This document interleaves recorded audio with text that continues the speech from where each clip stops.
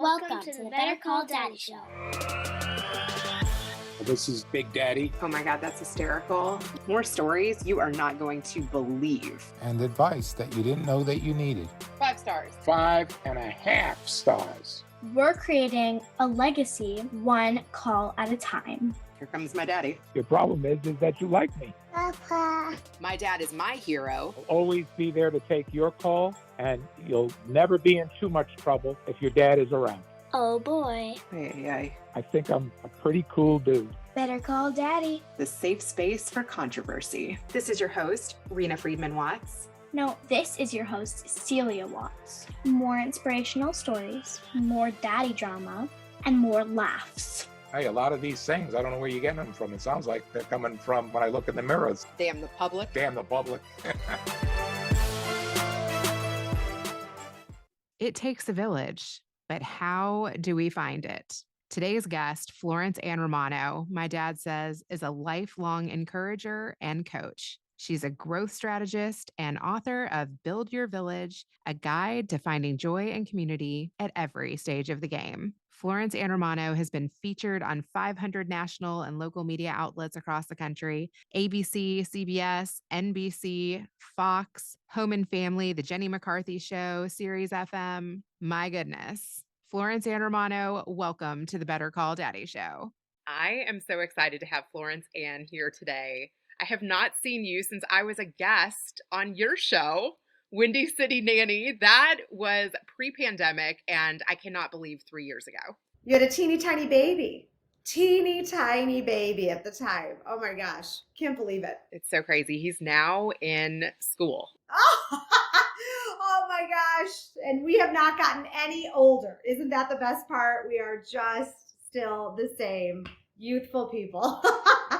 What's amazing about being on that show was that I had never had a nanny before. Mm-hmm. But when kid number 4 came 7 weeks early, and I was honestly, I think, going through a little bit of postpartum. I mean, it was a crazy time in my life. I needed help.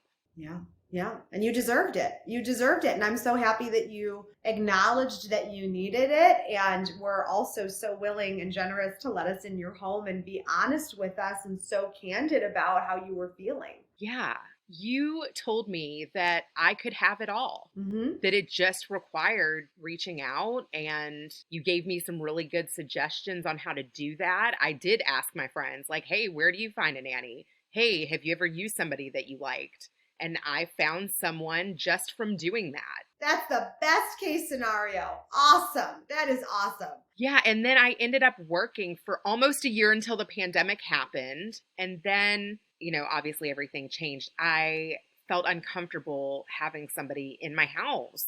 And I'm sure other people, did you hear other people stopped using nannies during that time? Oh my gosh, yes. And that's what I think caused such a disruption for families, and one of the myriad of ways it caused a disruption. But remember also, a lot of these parents were still working at home. And so now we've got kids that need to be watched if they're not in school. And even if they are in school, oftentimes the parent needed to still be overseeing that situation with their children in school while also trying to do their job. So there were no free people. There were no free people to help, because the parents needed to be doing their job as well, or on meetings or on the phone or whatever the case may be. So not having that support in the home was tremendously impactful.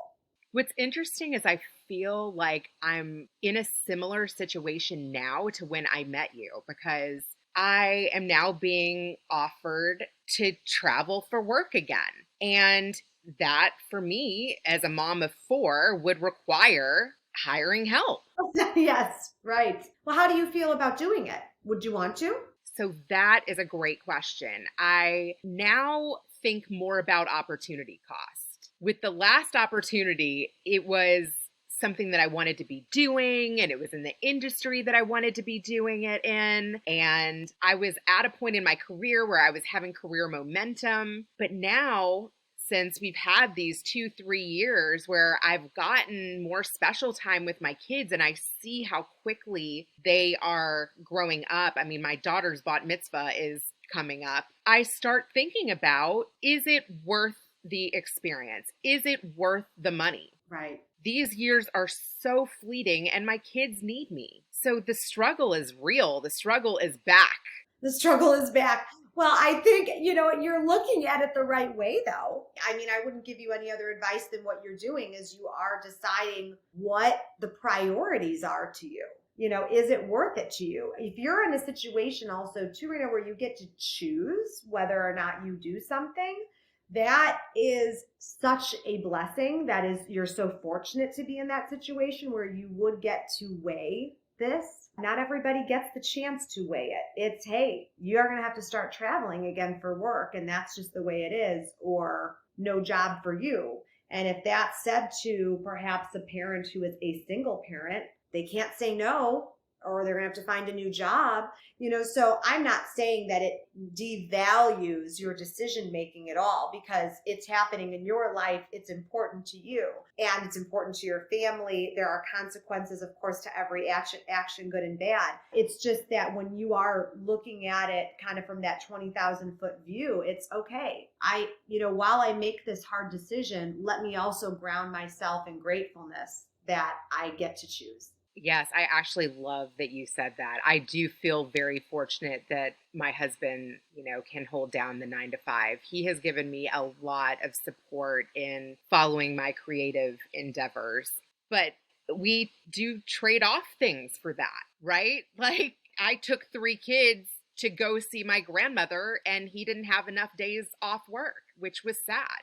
And then he started thinking like, maybe I need to make sure I'm getting every single vacation day that I signed on for at this job. Did they give me the right number of days? He felt sad that he couldn't come with us to go visit my grandmother. Of course, because missing out, right? We laugh about FOMO, but it's also missing out on moments, missing out on memories. And I think something we learned from COVID is that when we're making time for something or someone, family, friends, whatever it is, hopefully that's a lesson that we all hold on to even many years from now after having experienced it, that we should be prioritizing those things. We should be prioritizing making those memories. I know that one thing for us, we used to do all the time when we were younger was you had the video recorder, right? That old video recorder. Now, that doesn't really exist anymore. People have their phones and everything. But one thing my family and I was talking about was, gosh, we have all these home movies that are now on DVDs and we watch them all the time. But we've become very, very lazy about taking pictures, about taking videos. And both my grandparents lived with us growing up, my Nana and Papa, or old-fashioned Italian family. And they both passed away in our home, both in their mid to late 90s. We really were very, very lucky. But we go back and we watch their videos very often just to hear their voice, to see their face. And I was thinking about that during this holiday season, about how valuable that video footage is, that audio is, because you think you're going to remember, but you don't, And so when you're with people in your life, whether it's your friends, not even just, the elderly population of your family, make a point of taking the pictures, of hitting that record button and doing all of that. Because like I said, you think you're going to remember, but you don't. And then once they're gone, or once that chapter of your life has closed, there's a longing. And if you can still have that touch point, it keeps it alive. It nourishes you in some way. So to your point about your husband missing out on an opportunity like that, it may seem like, oh, well, I'll just, so shucks, next trip, whatever it is. And yeah, you can say that to make yourself, feel better and be able to move on from that moment. But at the same time, I understand that it leaves a little bit more of a profound imprint than just maybe the simple explanation. Definitely. I mean, his grandparents made a tremendous imprint on his life. After his grandmother passed away, she was one of 9. He started exploring his Jewish roots. Yeah, he had explored all kinds of other religions, and he was like, she was Jewish and I was close with her. Like, maybe I should check out what's in my own backyard. And it's funny because at the same time, I had just gone on like a singles trip to Israel and was kind of like exploring my Jewish roots too. I'm like, why do my parents suddenly care who I marry? Oh, they care. Oh, yeah, they're going to care. Oh my gosh, that is so funny. Well, you were meant to be, clearly, you and the husband. It was clearly meant to be. Very interesting. Yeah. And I like took him to my rabbi's house in LA. I was like, so what do you think of us? Like I was like, I know how that's what they do in the Orthodox. I'm like, let's get his opinion here, do a little, background stalking. Oh my gosh, Rita, is that hysterical? I think we should all do that, truthfully. I think I kind of even do that in my life, even with just my friends. I'm like, yeah, let's take that guy out to dinner. And then like he goes to the bathroom, you're like, so how are we feeling? What's What are the we all consensus thinking? here? Yeah, you know what I mean? It's a group activity, takes a village, the whole thing. Yeah, that's hysterical. Yeah. So in transitioning there, because I did ask my audience, what would they like to ask a nanny? I'm sure you get asked the same things all the time, but I'm going to give them to you anyway. So how do you find a good nanny? Well, what you just described about asking for those referrals, I think is the best way. And the reason I say that is because it's like a built-in verification process. You're asking friends or family that you trust or that you've seen success in their homes, and you're looking to hopefully replicate that. And generally, the nanny system, it's kind of like this underground community. They kind of all know each other. They know a lot of different people who are looking. They have their ear to the ground. So I would say that's the best way, whether you're asking a friend who lives on your block or through your church or through the school or whatever it might be, even through philanthropy. Maybe you sit on a board or you do some volunteering. You ask that circle of people. You can certainly, of course, go on care.com or, Sitter City, things like that. I was on those when I was a nanny. I found great success with it. But just like anything, even if it's coming as a referral, you need to do your vetting. You need to make sure it's the right fit for your family. And so once you do start that interview process, it's kind of all the same, whether that person's coming from the internet, that person's coming from a friend.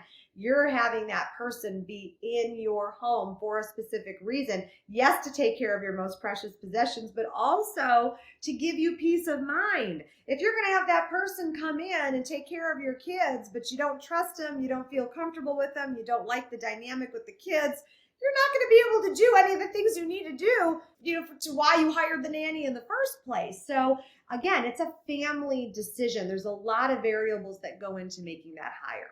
Interesting. Are there questions that you should ask? Of course. Do you like kids? Number one. No, I'm just kidding. I mean, actually, it's not a terrible idea. But do you know how many people that I know that were nannies at a time in their life where they're like, well, I'm just going to do this until something better comes around? They really didn't really like children. Horrified, absolutely horrified when I would hear that. So I'm laughing and kind of joking, but kind of not, whether or not they like children. But you also want to ask them what they're looking to gain from the experience too. What are their expectations as a nanny? We talk a lot about what you need, know thyself, know the values of my family. But also, what are they looking for? What are their expectations working in your home with your children? How do they feel about education? How do they feel about nutrition, sleep training, potty training? Whatever it is that you're going to be asking them to participate in your home, make sure you're very clear about having that conversation. Maybe you're a family that does not believe in any sort of sweets. But this is a nanny that, likes to spoil kids in that way. And hey, what the parents know won't hurt them. But then all of a sudden the parents come home, the kids are bouncing off the walls and they don't know why. It's a circus or it's, like a zoo in there. Well, it's maybe because there's some overindulgence in sugar happening. And now we've got a bedtime routine that's up in arms. And now the parent has to come home and kind of try to recalibrate everything. That's kind of a small but also extreme example. But if even your child has special needs, not even just autism, Down syndrome, developmental delays, whatever it might be, maybe it's also nutrition based. Maybe they have a very big, profound, deadly dairy allergy and you're not communicating to them where the EpiPens are, what's allowed, what's not in terms of food, what are the rules about food in the home. I don't mean to scare anyone by kind of rattling off all this stuff, but you live this daily life with your children. You are the manager of your home. You understand what makes it work. Be very transparent with your caretaker, with your daycare provider, with your nanny, whomever it is, about what is needed for that child and what's needed for that home. That is a lot to think about. It's a lot, I know. I just like rambled way too long about it. I probably scared lots of people. Don't be scared. Don't be scared. It's all okay.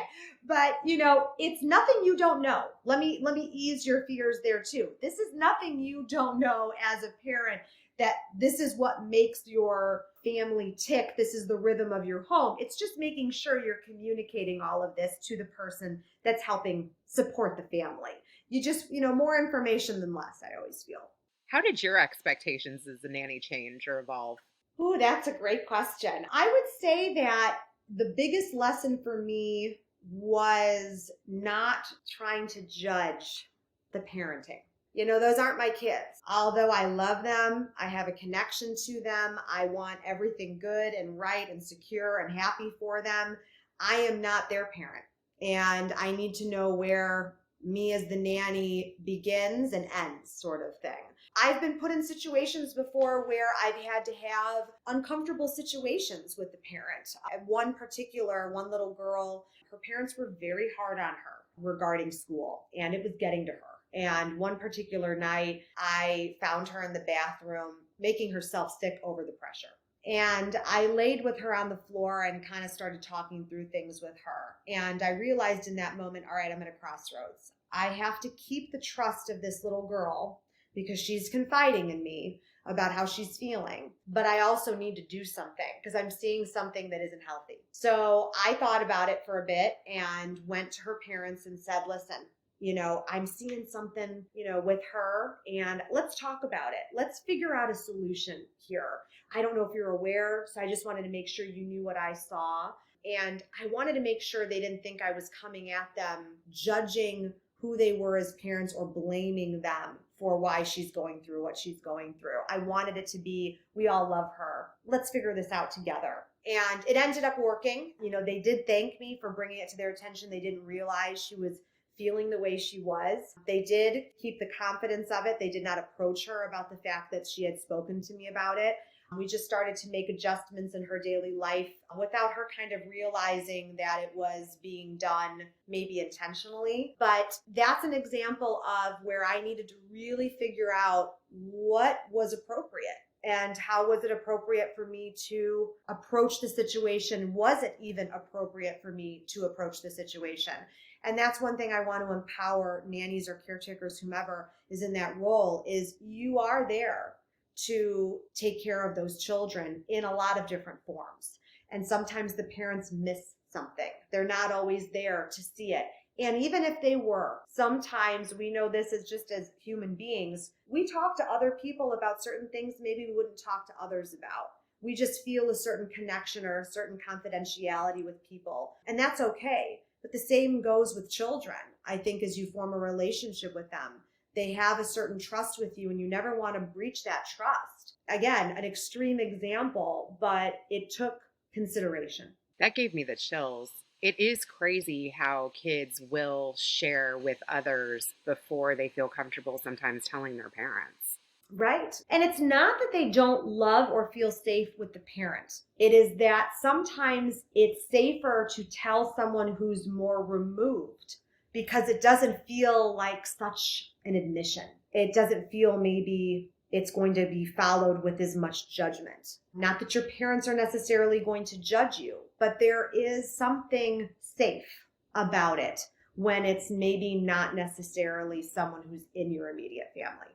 I would love to go back to now that Windy City Nanny is a while ago. Like, what did you learn from that whole series? You interviewed such an amazing wide range of guests, from people who lost their spouse to single parenting to blended families to postpartum. Yeah, there were a lot of themes there, and I mean, you were just such a star of that, and will go down as one of my very favorite moments, having with you for sure. But gosh, I think the reason I ended up writing my book, Build Your Village, it came from a lot of different places within me, but certainly through doing that web series, I looked at what community actually meant in all of these different situations to all of these different families. And it made me start to really give pause to how do people find their people and how do people find their support? And as life changes, do those people change in their orbit? How do we ask for the people that we need? How do we also discover who we are to other people? And I think Windy City Nanny's web series really helped me develop a really solid foundation for asking those questions. Yeah, how do we find our villagers? Mm-hmm. Well, I laugh because Rita, I know you get it too from different people who will be like, okay, we hear it takes a village. Yes, yes, everyone tells us it takes a village, but where is the village? What is the phone number? Where are the directions? And I laugh because it's a cute, quippy way of kind of giving life to this adage. But also what upsets me about the adage is it's meant for, of course, raising children. However, my question is, do you think, I'm asking everyone out there, do you think that having people is the reward you get for having children? And my answer to that is, just because you don't have kids or you can't have children, don't want to have children, however you design your life, does that mean you don't deserve people? Is it just for parents, this village? And that's when I kind of got a little persnickety about it. I was like, no. Everyone deserves a community at every stage and season of their life, regardless if they have children. So let's look at really what that consists of when we take away this idea that it's just regarding raising children. That is a great question, and I know it's personal to you. Yes, it is. It definitely is. I mean, I'll be honest with the viewers. I spent 15 plus years in childcare being a nanny. I went on to write a children's book, helping children through the transition of taken care of by their parents to being taken care of by a nanny or caretaker, and then have moved on now to write a personal growth book about building village. But I myself am not a parent yet, Rena. I have not had children. I haven't gotten married. I haven't done any of that. But I have a heck of a lot of experience in families, in raising children, in that experience. I don't think that should disqualify me from having an opinion about the dynamic of family because I've been exposed to so many. I said to my sister, my youngest sister, she was like, my cousin had a baby. She was at our house over the holidays. Baby was like 8 days old. And I was like, I'll go change her diaper. So I went and changed her diaper. My youngest sister, 10 years younger than I am, just gotten married in September. She's like, can I come with you? I want to watch you change the diaper. I said, what, you never changed a diaper before? You're like 26 years old. I was like, you're going to change a diaper? She's like, no, I haven't. So I'm changing the diaper and kind of walking her through it. And I laughed to myself thinking, so just because she's married and eventually will have a baby, does that mean she's more experienced than I am being a parent just because she has a child? Where I've helped raise a lot of children and had a lot more experience in parenting, in mothering as a verb, because of what my vocation was for so long. So it just makes you think about things a little bit differently, thinking, gosh, maybe we shouldn't be so judgmental about all the ways that we parent in this world, because it comes in a lot of different shapes and forms. Definitely. I mean, personally, I think you'd probably be a better mom than me. Oh, stop that. No, you are the mom they were meant to be with, the mom. You're the perfect mom for them. But to your point, though, about looking around you at different people that have different skill sets, that's the spice of life. That's the secret sauce, is we're not supposed to have all the answers. That's why we have friendships. That's why we have help. That's why we have teachers and all the different forms that we have them, because we shouldn't have to know everything on our own. We should be looking to other people to help us figure out how to do things better or differently. Be creative about brainstorming a solution to a problem, seeing how someone does something in their home and think, gosh, that's a really great idea. I'm going to apply that here. And then you reciprocating that too, based on your skill set, based on your life experience. So I like the idea of that back and forth conversation throughout our whole lives about, hey, let me help you and you help me. And this be just kind of that symbiotic relationship. Okay, so speaking about a back and forth, does it always have to be a tit for tatter? Love that you said that, because I think oftentimes we don't want to ask for help because we don't know how we're going to repay. And I know that's something you and I talked about, Rena, in your episode. was you felt like, oh gosh, and I hope you don't mind me sharing. So I remember you saying to me, but if I'm asking for this help, I am underwater right now.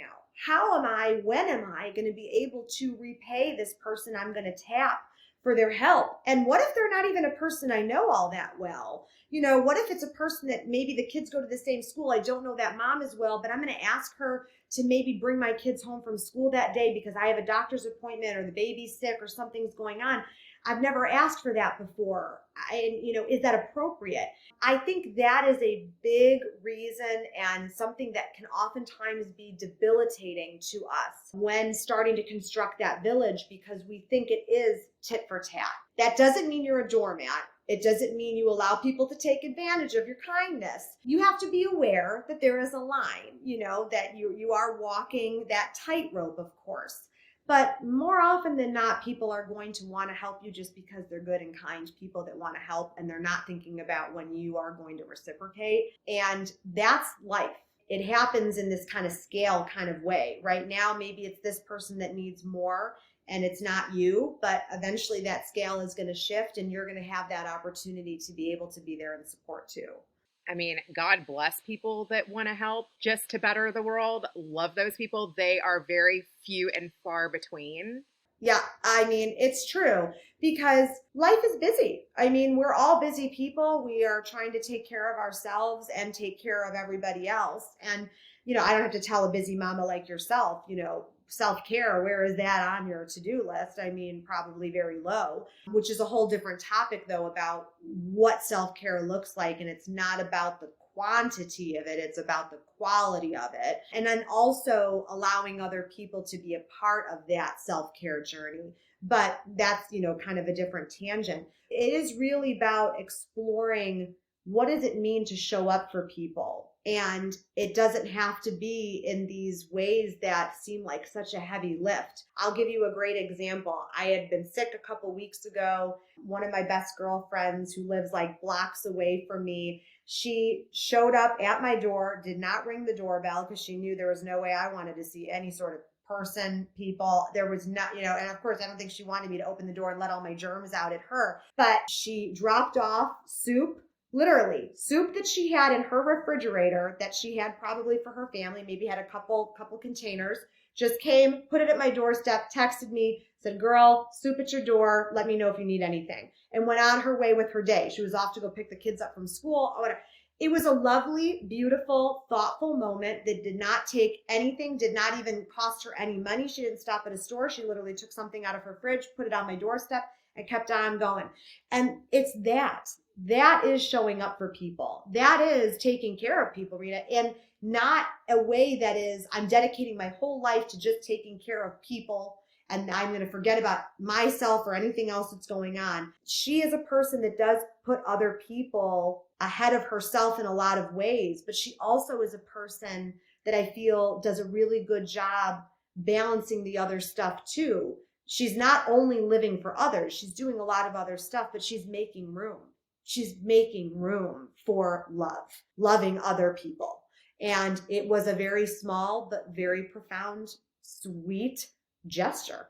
I know you make room for people too. You're very involved in the philanthropy community. And I want to say that I commend you for that. I actually really want to do more of that because I know it made a big impression on you as seeing that in your family. Can you talk a little bit about that? So I've involved myself with a lot of different organizations, I would say, over the course of time. But my brother Michael has autism. He's going to be 36 in March. Growing up with a special needs brother taught me, endless lessons, continues to do so, but certainly taught me about what it meant to, the art of caretaking, the art of compassion, the art of responsibility. But then that led me to running a board for several years that was for autism awareness.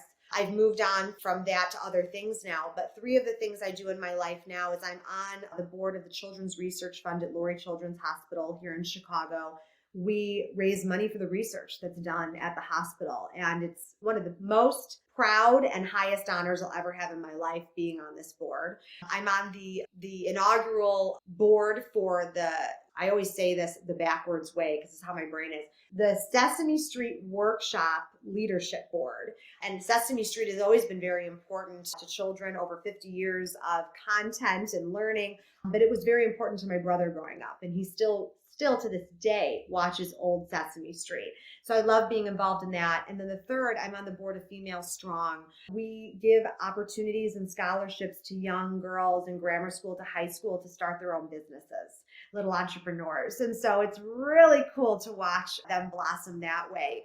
But I have definitely chosen, Rena, these different philanthropic causes because it means something personal to me. And it also is the right time in my life to be doing it. To your point, I think we have to choose the times in our life where we feel we can make room for it, because there's nothing worse than joining an organization where you feel you are being a disappointing member. That's going to make you feel worse than you did to start with. Honestly, you're better off not joining an organization until you can make room or time for it. Because if you feel like you are disappointing now this organization that is doing all this good, and that you're comparing yourself to these other board members who are showing up, doing more, giving more, not even financially, you are going to feel much worse about yourself, and you don't even want to put yourself in that situation. So my advice to you is absolutely tend to that gravitational pull you're having, but make sure that however you're going to participate in that philanthropy fits into your life. And that expectation is made with that organization too, about how involved you can or cannot be.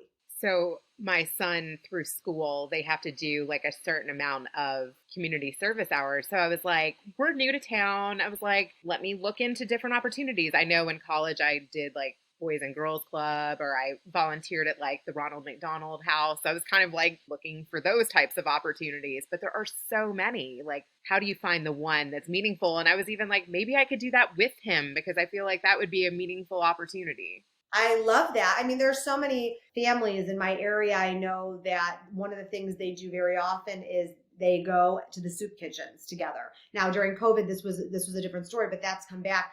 But they do. They'll go to the local pantries. You know, their kids will help stock.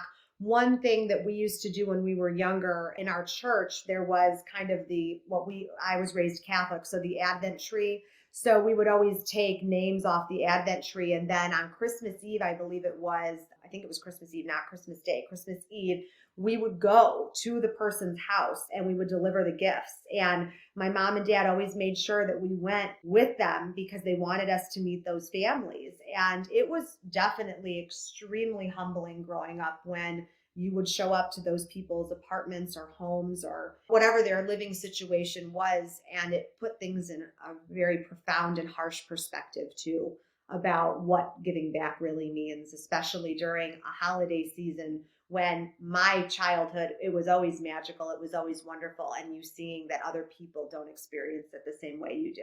And making it a family affair is very important because that stuff sticks to your ribs. I'll tell you, it sticks to your ribs. I don't think I'll ever forget certain faces, certain families that I saw. And it definitely probably was a big reason why philanthropy became a big part of my life. What else did you learn from your family? Like looking back at those videos that you've captured? Oh gosh, so much, Rita. I mean, so my Nana and Papa, they were the loves of our life. I mean, I'm named after my Nana. That's why my name is so old fashioned. You know, one story I do tell it in the book too, is about when my Nana, so my Papa had already passed on. My Nana passed on a year and a half after my Papa. And during that last year and a half, she really started to kind of deteriorate. You know, she was starting to break bones and she was starting to become, like I would refer to it always as, a prisoner in her body, because she would always say the mind is willing, but the body is not. She was like a 21-year-old in her mind, but her body was failing her. And so Nana was very, very private. She was a very prideful woman, very, very conservative. And Nana needed a diaper at the end of her life. And only myself or my mother was allowed to do that for her. She would not let my sisters, she wouldn't let anyone else. And I remember one day I was changing it for her and she said to me, Florence Ann, this is not how it's supposed to be. And I looked at her and I said, but you changed mine. So this is the circle of life. This is how it's supposed to be. It was this moment with her that I'll never forget, that also taught me in that moment about vulnerability when it comes to letting love in. It is hard. It is hard to let love in sometimes. In that moment, Nana knew she needed me. She needed to let me love her in this way. She needed to let down her guard in this way. But man, was it difficult for her to do. She got used to it, but in the beginning, I could see it on her face, how humiliating it was for this very prideful woman. I think it's an important lesson that I've carried with me about when someone is in a vulnerable position, or people are in a vulnerable position, and you're coming in to assist or help or relieve, that you need to approach that situation with a whole lot of grace and a whole lot of compassion. I can relate to that because I have done that for my grandmother. And my dad will relate to that because he has done that for his mother. Oh, wow. Even see a son and a mother. That is very rare. Wow. I love my grandmother like you're describing. And the first time I did it, she was also like, she's such a modest woman. It was really uncomfortable for her. And like what you said, I was like, Grandma, you took care of me as a kid. And it honestly is an honor for me to do it. I was like, I have 4 kids. Don't worry. I do this all day long. Right. Exactly. But it's different when it's a kid, right? They're like, yeah, well, I need you to do this. I can't do this myself. It's the same thing though, except, they don't care. There's no shame there with the kids, they're like, yeah, just rip that thing right off. I saw something the other day that made me laugh. They're like, you would think your children think you're doing some incredible disservice to them by taking off a soiled diaper. You want to sit there with poop in your butt all day long? You want to sit there wet and chafing? Like you would think, and they're screaming, no, God, don't take the diaper from me. You want to sit there like that? I don't want to sit there like that. It's so true. They'll leave it on. Like, yeah, all right, leave it on then. Good luck with that. You know what I mean? Oh my gosh. It's like, well, now I have a rash. Yeah, that's your fault. Sounds like it's your problem, doesn't it? Clearly I was a great nanny, right? We're like, well, this seems like it's your problem, kid. Go find some cream. You did it to yourself. But no, but what you're saying though, we can relate. We are cut from the same cloth in that way. And we both have had very unique experiences. I don't know that it's the norm necessarily. You probably will hear it more often than you think you would, but I think you and I are probably part of a minority that caretaking, that specific type of caretaking of our aging population, we got to experience. How important are grandparents in a family unit? Well, for me, they were the loves of my life, like I said, and they taught us all of these incredibly valuable lessons about respect and compassion and humor, and also how you take care of each other, and how also it's a cone of silence sometimes too in your family. You don't go out there airing all your dirty laundry all the time, but they also were such a vast pool of wisdom. And, you just can't make that up. No matter how wise you may think you are or your life experience, you still haven't lived the life for as many decades as these people have and experienced the world in all the different forms that they have. I could sit for hours, and I did, just listening to stories about my papa in the war, or my nana going through several miscarriages and what it was like during that time in her life. And, just surviving hard circumstances. My nana and papa unfortunately had to bury one of their children when she died in a car accident in her early 30s. There was tragedy, and we learned a lot about perseverance from them, and how you survive, and how you also thrive, and how you don't blame other people for your problems, and how you do put other people first. So it's funny, as I think back on the lessons that I kind of outline in the book, there's a genesis to it. The roots are there with my family and the lessons that I learned with them. But I will say, not every grandparent, though, deserves access to grandchildren, depending on how they take care of themselves, how they are participating in your family life, how they are respecting boundaries. I'm not just going to say that anyone deserves access, because that's not true. You have to be following and aligned with values in order to be an appropriate member of that family. And if you feel like that grandparent is not a positive influence, then you have a hard decision to make. But again, what is the right thing for your family? So I can tell you both sides. I never experienced that with my grandparents. They had full access to us, but I also have experienced it where grandparents are still people and they still live their life a certain way. And maybe it's not the healthiest way to be exposing your children to a certain type of person. That's up to you. So I want to empower people there too to make those decisions for their family that are right for them. Yeah, that's a good point to make because we are in different times.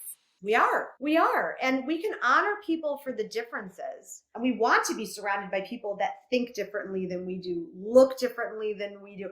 All of that. The diversity is important, but there's a big difference between allowing someone around you and your children that has to be managed, a person that has to be managed, what they're saying, what they're doing.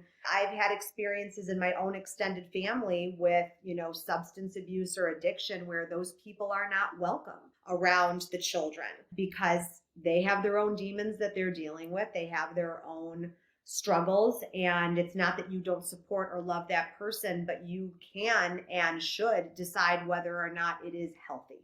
I've had to make decisions like that too. I'm in complete agreement with you. One question from the audience I hadn't even heard this terminology, so I don't know if it's just common and I don't know it, but have you heard of gentle parenting? Yes, I have. Now, wait, everybody has a different definition of what they consider gentle parenting. So what is this audience member referring to? So I Googled it and it says empathy, respect, understanding, and boundaries. And I really feel like those go along with tenets that you hold dear. Absolutely. I would also like to think that we wouldn't have to actually create a name for it. Wouldn't you like to think that that's just kind of understood about parenting, that we all should probably be gently parenting in general? But, again, we define a lot of things today, and that's okay. I understand why people need definitions attached to things. I get it. I'm a person that likes guardrails about something. But I would like to think that those traits are just probably innately there as you start to parent your children. But the emphasis on those certain attributes, I think that can be drilled down even further because those are going to be defined differently for every family. The way that I love is not the way you necessarily love. And the way I'm going to show that to you, you may not even realize that that's my way of showing love to you. So as children get older and you teach them in the sandbox, you're the one putting the sand in the sandbox. As you teach them these lessons, they're going to start realizing what works for them and what doesn't, and maybe what they learn from other people. My mom said it best a long time ago. Take what we did right and use it. Take what we did wrong and lose it. They did their best, of course, right? I think my mom, the star parent, and my dad had a little bit more to learn, but that's okay. For me, it's mostly also realizing, going back to our original point, that we don't need to know the answers to all of that. All of those traits that you just listed, we know what that means to us, but let's be also open to figuring out how other people define those things too, and show those things to their children, show those things to others. Because kids are watching. They're watching those things in action. They're not necessarily listening to what you say as much as watching how you're walking the walk. That's where they learn the most. Oh, yeah. My dad would definitely agree with you there. I had a guest on my show. He was a father of 9. I'm getting ready to drop his episode. His name is Casey Stubbs. He's a podcaster too. And he was saying, you barely remember anything of what your parents say, but what you do remember is what they do. Yes, so well said. You do remember what they do and you remember what they don't do. Again, you hope that every parent's going to do the very best they can. And not even just that, you hope that they do everything with the intention of love. Everything is coming from a place of love. My mom will say, I know I made mistakes, but nothing I ever did not come from a place of me wanting the best for you. to love you fully, to make sure you were safe, to make sure you were prepared, whatever it was. But maybe the delivery wasn't always the best, or maybe she's not proud of the way she handled something, perhaps. We're all going to have that in life, not even just with children, even with the way you handle something with your spouse or your significant other or your friends. We've all said those things that we're like, nah, not my finest moment. Okay.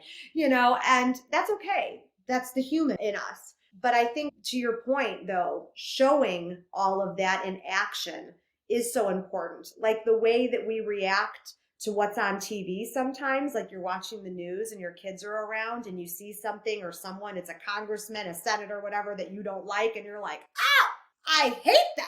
Oh, they're the worst. And you start talking out loud to yourself or whoever's in the house with you, your spouse, and your kids are listening. Not a great moment, because now they think, okay, mom or dad doesn't like that person. And if I don't like someone, then that means I get to fly off the handle and I get to say mean things, or I get to, pop off like that. Not that they're thinking those exact words, but they're learning something in that moment, that expression is okay because mom or dad does it. Oh, and then they do it too. What do you do when you've made mistakes? What is the best way to, I feel like that example you gave earlier of seeing the little girl in a situation and not wanting to break the trust, but also wanting to communicate well with the parents. What an unbelievable dance you did. Like, how, when we make these mistakes, can we do a cleanup dance? One thing that I really love seeing more today is accountability. I think we're seeing that more from people in a very big way, because we're making self-improvement, personal growth, all of that a much more personal and general and publicized conversation. So now we're starting to use these words, this language that we maybe didn't have before. And I think when we're talking about specifically apologizing, that falls under the umbrella of accountability. And I really love that we're seeing parents being accountable with their children. I think we all put a lot of pressure on ourselves as the caretaker to think that we are perfect or we always do everything correctly, because God forbid we do something wrong, then we're going to mess them up for life. I think children need to see that we're all human and we all make mistakes, because just like you said, they're watching what we do. They're also watching what we don't do, like we said, and they're also watching how we handle ourselves when we've made a mistake. If you're unwilling to apologize to your child about maybe perhaps losing your temper and saying, you know what, I'm sorry that I yelled at you. I understand you're struggling with this. I have also, mommy's had a tough day, or whatever. You can put it, whatever words you want to say. They're going to remember this moment and think, okay, as I get older, there are going to be situations they're in with people where they're going to lose their temper. They're going to lose their cool. And it's not going to be the correct reaction to the emotion. Because remember, children need to understand that every feeling is okay. It's how we react to the feelings that may not be okay. So in those moments, they need to learn that they can apologize. But what does an apology mean? Generally, it means you're going to try not to make the same mistake again. That you're not going to do it again. That's why you're going to apologize. I'm sorry. The unsaid part of it is I'm going to try not to do that again. Doesn't mean you're going to be able to make that promise, but we need to see the effort into acknowledging that you made a mistake and learning that I'm going to learn to correct this. I'm going to work on this. We want our kids to do that too. Yeah, that's a really good lesson right there. Something I need to work on. Lots to work on. We make 1,000 mistakes a day. I mean, that's just the way it is. And it's easy for us to sit here and have this conversation and say, oh, in a perfect world, this is how it looks like. And we're all taking accountability for all of our actions and we're taking inventory of ourselves. We're doing all. Yeah, that's great. Some days, you just survive. Okay. Some days you're just like, all right, I'll get into that bed at night, pull those covers up. And I'm like, man, not a good day. I just kind of messed everything up that I did. Everything I touched, every email I sent, phone call I had, interaction I had, I just was not on my game today. And, sometimes you just need to go to sleep and wake up the next day and try again. And that is it. I mean, again, that's giving yourself grace. That's giving the world that grace. We are all doing the best we can, but the best we can usually can be done and can be a goal for us if we have the right type of people in our life to support us. I love that. Florence Ann, this has been so great. Thank you so much for keeping me in your village. Like, I feel honored. I'm honored too. Are you kidding? You were such a big part of the catalyst for kind of creating so much of this. And I'm so proud of you and what you've created here. This is the perfect role for you because you really have an old soul, and I know that people connect with you on so many different levels. And that's again the special sauce of life. So keep going and doing what you're doing because it's important. I was inspired by your show. Oh, I mean, it was the gosh. first time I ever got a nanny. You made me believe that I could have both. You broke it down into simple terms of doing it. I actually tried it. I actually applied it, and I achieved it. So thank you. Thank you. Wow. You gave me goosebumps with that too. That's the holy grail right there. I couldn't think of a bigger gift you could give me. Thank you. Well, and I want to buy your book. So there's a good gift. And I'll review it. Oh gosh, it's not the real this is the galley copy. But yeah, February 21st, there for pre-sale. Ooh, maybe I'll release this like right before that. I would love that. Oh my gosh, that would be awesome. Yes. Okay. So let people know where it will be available for purchase and all of the social handles. So you could go right to my website, florenceann.com. That's the easiest place to go and pre-order it, though you could do it anywhere books are sold. I'm also all over social media, Florence Ann, Romano, Instagram, Facebook, TikTok. I answer every DM that I get, so never feel like you can't reach out to me. Please introduce yourself if I don't introduce myself first. It is a virtual village. You know, I want to make sure that you are seen, heard, and understood. That's what I'm here for. I will say I usually unsubscribe to like everyone's newsletter, and still 3 years later, I'm a fan. Oh, that makes me so happy. Well, you'll be happy to know that we are I stopped it for a second, but it's coming back now. It's the next newsletter is coming back. So I'm very excited. I never unsubscribe because you actually give useful information. That means the world. Thank you. Wow. You've given me a lot of gifts today. I appreciate that so much. Now, let's switch it over to Grandpa.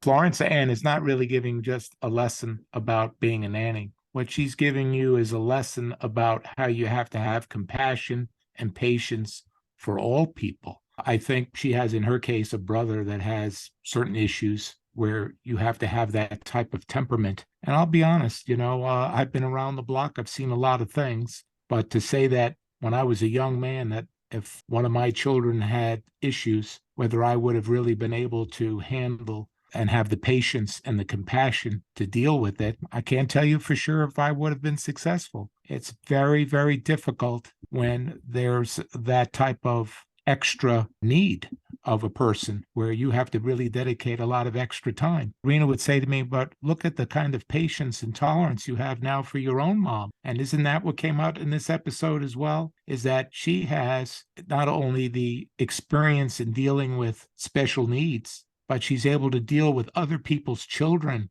She's able to deal with elderly people. She's able to show that she has that compassion and understanding and patience for all people that have needs or extra needs. That's what you call somebody that's selfish or selfless. And that's really the theme of life, is to show that you can really get along with what she calls a village or a community where you're there to help, where everybody's there to help each other, be able to face all of the issues of life and not have to say that it's all about me or I can do it alone. That there's people, if you unite as a strong community, that the more people that do that and unite and bond, the stronger you are in numbers to getting things accomplished. What do you think of them apples? I think you nailed it, because the name of her book is Build Your Village, a guide to finding joy and community in every stage of life. And she walks the walk. She doesn't talk the talk. She walks the walk. She does it. And I also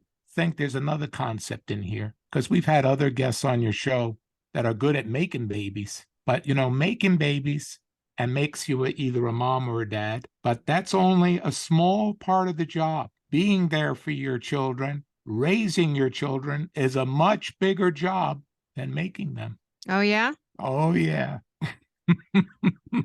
And it's not a commitment that you do for just a certain amount of time. It's a lifelong deal or a lifelong job, because if you don't do the job right your entire life and try to also show by example through the different stages of life, your children are looking and following that type of example. So if you fall down anytime along the way, that's what they're going to remember. And they're going to certainly remember if you quit. So it's not a job that you can quit. It's a job that you have to show that you have resilience at your whole life.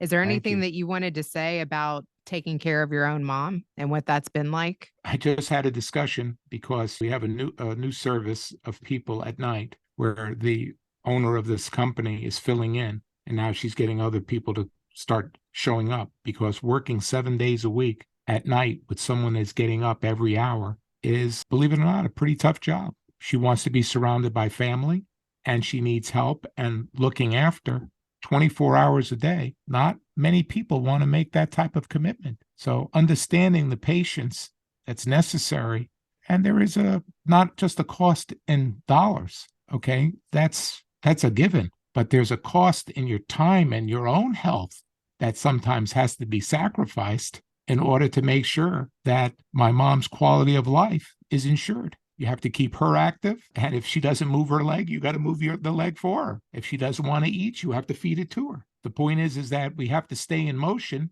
and we have to keep her in motion if you want to live. Because as you know, on previous episodes, I've also mentioned that time can be very cruel to all of us.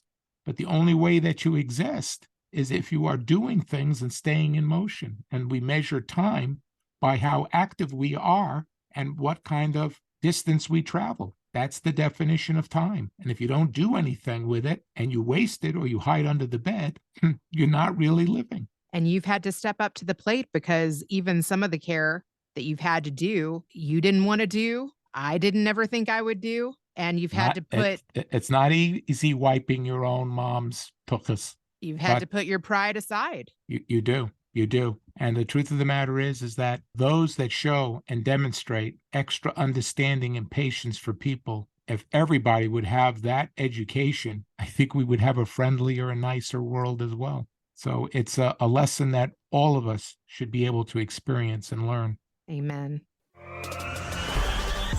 Thanks for listening to the Better Call Daddy Show. Now you can subscribe on Apple Podcasts, Google Play, Spotify, iHeartRadio, and TuneIn. If you've enjoyed this episode of the Better Call Daddy Show, please feel free to review it at ratethispodcast.com/BetterCallDaddy. Add Better Call Daddy Podcast on IG, at Rena Friedman Watts on LinkedIn.com.